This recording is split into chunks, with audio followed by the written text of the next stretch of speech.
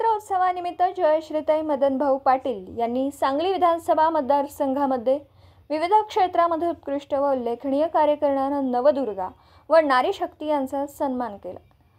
यावेळी सांगली विधानसभा मतदारसंघातील वकील तसेच सांगली शहरातील उत्कृष्ट आपल्या लेखणीतून समाजाचा प्रश्न मांडणाऱ्या महिला पत्रकारांचा सुद्धा जयश्रीताई यांच्या हस्ते सन्मान व सत्कार करण्यात आला। महिला वर्ग यांनी आपापल्या क्षेत्रांमध्ये उत्कृष्ट असं उल्लेखनीय कार्य केल्याबद्दल त्यांचा सन्मान व सत्कार करण्यात आला। यावेळी काँग्रेस नेत्या जयश्रीताई मदनभाऊ पाटील, माजी नगरसेविका रोहिणीताई पाटील, माजी नगरसेवक संतोषदादा पाटील, मोहम्मद शेख, शीतल लोंढे व इतर मान्यवर उपस्थित होते। पत्रकार राजेंद्र शिंदे, झी न्यूज मराठी। तुम्ही इथं आलेल्या सगळ्या नवदुर्गांनाच मी शुभेच्छा देते की तुम्ही आपापल्या क्षेत्रात उत्कृष्ट कामगिरी करतच असतात। जयश्रीताई वहिनींना खास करून यासाठी मी धन्यवाद म्हणते।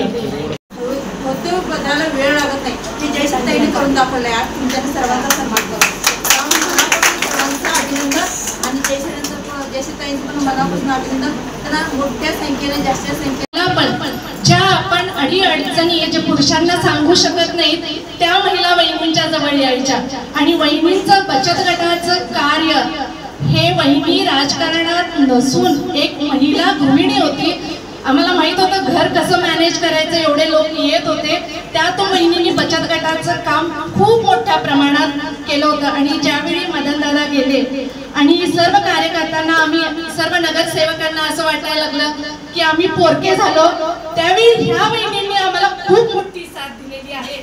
आणि ह्या कार्यकर्त्यांसाठी वहिनी समाजकारणात आल्या आणि वहिनी आमच्या सगळ्यांच्या विनंतीला मान देऊनच त्या आता विधानसभेची तयारी करत आहेत आणि विष्णू अण्णांचा, वसंतदादांचा आणि मदनभाऊंचा वारसा घेऊन त्या मोठ्या ताकदीने या रणांगणात उतरल्या आहेत। आणि मला असं म्हणायचं आहे की नवरात्री हा शक्तीचा उत्सव आहे, तर महिलांना हा सपोर्ट केलाच पाहिजे। म्हणून मी सगळ्यांना तुम्हाला विनंती करते की तुम्ही आज इथे आलात आणि जो सपोर्ट दाखवला तो हा महिला म्हणून हा कायम वहिनींच्या पाठीमागे राहू देत। आणि महिलेला कधी अबला समजायचं नसतं, ती कधीही दुर्बल नसते, कारण आपण मरणाच्या दारात जातो आणि एका नवीन जीवाला जन्म देतो आणि आपण परत त्याच ताकदीने उभा राहतो। त्यामुळे आपण आपल्याला कमी समजायचं नाही आणि आपण सगळे इथे आलात त्याबद्दल मी तुमचे आभार व्यक्त करते आणि आपण सर्वांनी नाश्ता करून जायचं आहे। थँक्यू।